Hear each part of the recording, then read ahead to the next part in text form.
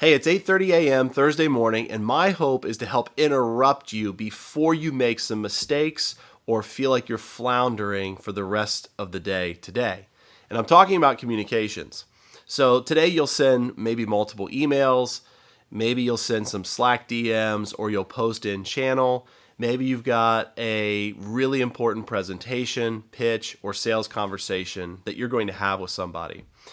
So I want to help save you time. I want to help you save money. I want to help you save overwhelm as you plan your upcoming interactions. So really straightforward, really straightforward. Here are the few questions you need to answer that will help you make this communication worthwhile. Number one, what do you want your listeners to do as a result of this communication? You start with the end in mind. It's a Covey thing. And so if you begin with the end in mind, then what I would suggest is that you consider the shift or the state change you are trying to enact in your listeners. Is it a different way of thinking? Do you want them to enact a belief? Do you want them to take action? Get really clear on the singular thing you want them to do as a result of the communication. Secondly, obsess about who your listener or listeners are. What do they care about? What gets them out of bed in the morning? What keeps them up at night? Why aren't they already doing what you want them to do? Answer those questions and you'll get more clarity.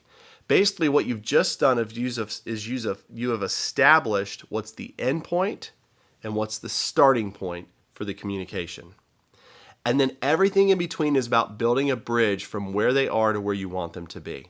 The best way to do that is to get really clear on what's in it for them. In other words, if you want them to do what you're asking them to do, why would it be beneficial to them? And here's the secret sauce to this. If you identify their problem, what's the thing that's bothering them or costing them, and you position your solution or your idea or your product or your service as the solution to their problem, then it's easier for you to start to build a bridge to help them walk across. Best way to do that is give them a 2 to 4 step plan that will help them know what they need to do in order to get from point A to point B.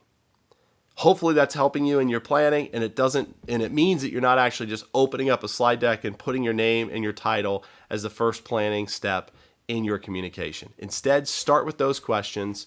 Know what you want them to do, know who they are and what they care about, and be prepared to tell them how to actually take action and what's in it for them.